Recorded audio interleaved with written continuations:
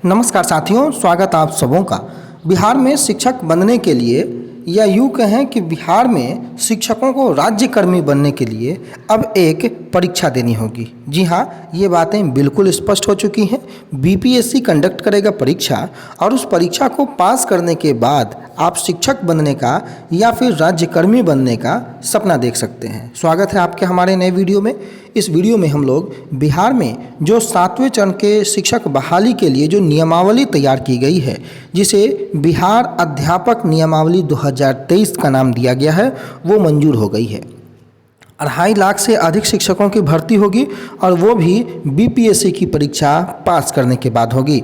कुल मिलाकर जितने भी एस्टेट, बीटेट, सीटेट क्वालिफाई लोग हैं जो 7वें चरण में भर्ती का इंतजार कर रहे थे, उन्हें जोड़ का झटका धीरे से लगते हुए एक बार पुनः परीक्षा का जो है रास्ता दिखा दिया गया है। सीटीईटी, एसटीईटी, टीटीईटी जो उत्तीर्ण पास बैठे हैं, वो सभी लोग 3 बार उनको मात्र मौका मिलेगा और इसी 3 मौके में इस परीक्षा को अगर वो क्वालिफाई कर जाते हैं, पास करते हैं, तब जा कर के वो राज्यकर्मी और शिक्षक बन पाएंगे। अन्यथा उनकी जो मौका की जो बातें हैं वो ख़त्म हो जाएंगी। पूरी खबरें जो आपके मन में जो हैं, जो सवाल हैं, उन सभी सवालों को दीपक कुमार सिंह, अपर मुख्य सचिव से भास्कर ने जो बातचीत की है, उसका एक्सक्लूसिव बातचीत का जो पत्रांक जो है वो आपके सामने है। वो आप देखिए क्या क्या सवाल पूछे गए थे, उसका क्या जवाब इन्होंने दिया है। शुरुआत यहीं से करेंगे। सबसे पहला सवाल है कि नई नियमावली का असर क्या है। तो असर ये है कि पंचायत और नगर निकाय में जो 9,222 जो नियोजन इकाई से नियुक्ति का जो अधिकार था वो अब खत्म हो गया है। चयनित शिक्षकों का जिला कैडर होगा और राज्यकर्मी का दर्जा और सुविधा मिलेगी। ये तो बहुत अच्छी बात है। दूसरी बात कि परिवर्तन की ज़रूरत क्यों पड़ी, आखिर ये बदलाव क्यों किया गया।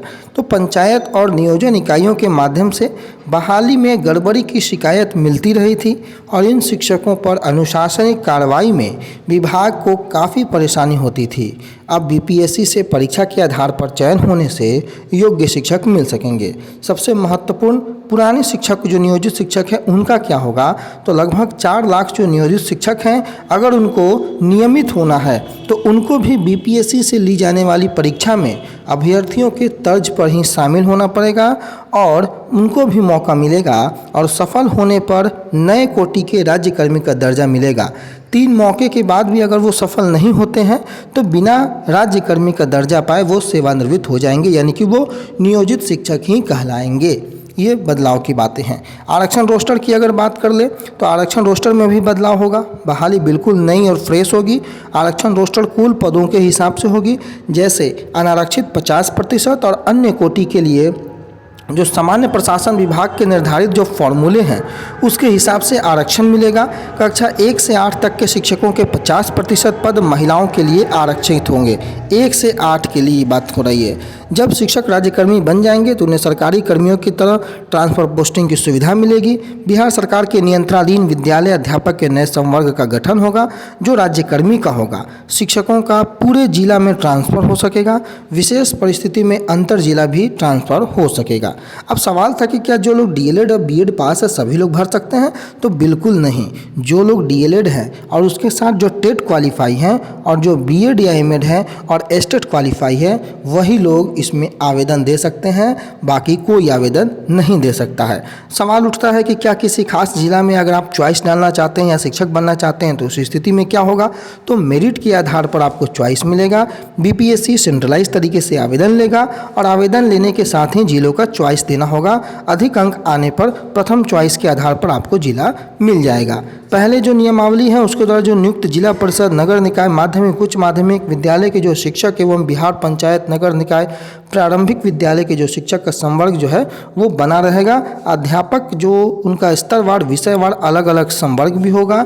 इससे स्कूली शिक्षा में सुधार आएगा। और जो 2012 के पूर्व दक्षता परीक्षा उत्तीर्ण शिक्षक हैं उनको क्या फ़ायदा होगा। तो इस सवाल का जवाब देते हुए ये बात माननीय दीपक कुमार सिंह ने बताया कि 2012 से पूर्व नियुक्त एवं कार्यरत जो शिक्षक है जो दक्षता परीक्षा उत्तीर्ण होंगे उनके लिए शिक्षक पात्रता परीक्षा में उत्तीर्णता अनिवार्य नहीं होगी। विद्यालय अध्यापक के पद पद का वेतन भत्ता अन्य सेवा शर्त जो है राज्य सरकार ही तय करेगी और विषय विशेष के लिए अलग से विशेष अर्हता का निर्धारण विभाग के द्वारा समय समय पर किया जाएगा। तो ये सारी जो सवाल थे उनका जवाब दीपक कुमार सिंह अपर मुख्य सचिव ने दिया। सरकार ने शिक्षक नियुक्ति नियमावली 2023 को 3 महीने, हालांकि कई महीने हो गए लेकिन 3 महीने की बातें यहाँ पर लिखी हुई है, उसके लंबे इंतजार के बाद मंजूरी दे दी है। हालांकि माननीय मंत्री महोदय ने जो चयन की प्रक्रिया थी वो पात्रता और योग्यता के आधार पर बताई थी, लेकिन इस बार बीपीएससी के माध्यम से जो राज्य स्तरीय परीक्षा होगी जिसमें सीटेट बीटेट टेस्टेड उत्तीर्ण अभ्यर्थी परीक्षा में अधिकतम 3 बार बैठ सकेंगे। बहाल शिक्षक सरकारी कर्मी कहलाएंगे। इन्हें सरकारी कर्मियों की तरह अनुकंपा का लाभ भी मिलेगा। नई नियुक्ति नियमावली आज से ही प्रभावी हो गई है। सोमवार को मुख्यमंत्री नीतीश कुमार की अध्यक्षता में आयोजित कैबिनेट की बैठक में इस नियमावली 2023 को मंजूरी दे दी गई है। नियमावली में जो 2006 से लेकर अब तक की जो नियमावलियां थी उसको अब शिथिल माना जाएगा। इसकी जानकारी मंत्रिमंडल सचिवालय के जो अपर मुख्य सचिव हैं डॉक्टर एस सिद्धार्थ, उन्होंने प्रेस कॉन्फ्रेंस कर मीडिया को इन सभी बातों को बताया। सीटें कहाँ कहाँ हैं? जो खाली पद हैं लगभग 90,000 उच्च माध्यमिक में, लगभग 44,000 माध्यमिक में, 80,000 प्रारंभिक स्कूलों में, 7360 हाई स्कूल में कंप्यूटर शिक्षकों के और 1 लाख विशेष शिक्षकों के पद हैं और इन्हीं पदों को मिला करके तकरीबन 2.5 से 3 लाख की संख्या होती है और इन्हीं 2.5 से 3 लाख के पदों पर जो है बहाली आगे होगी। कुछ महत्वपूर्ण जानकारी ये आपको मैं दिखा रहा हूँ, सोशल मीडिया पे वायरल होगा, जो कि रजनीश कुमार न्यूज़ 18 के जो पत्रकार हैं उन्होंने दी थी। कैसे कैसे शेड्यूल है उसके बारे में मैं ज़रा सा ब्रीफ कर दूं आप लोगों को कि ये बात तो तय मानी जा रही है कि बीपीएससी को शिक्षक बहाली की जिम्मेदारी मिल सकती है।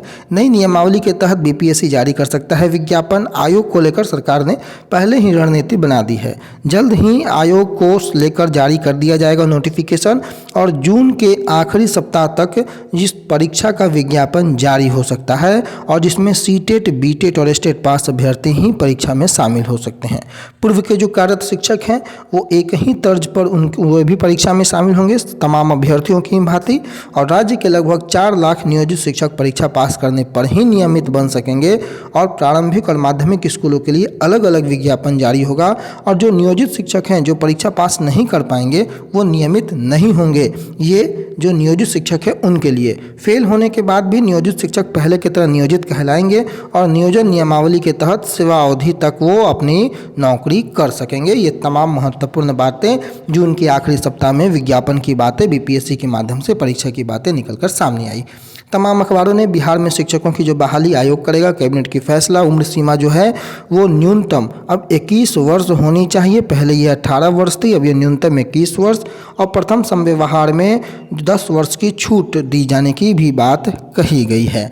लेकिन इस नियमावली के आने के साथ ही इस नियमावली का विरोध भी शुरू हो गया है।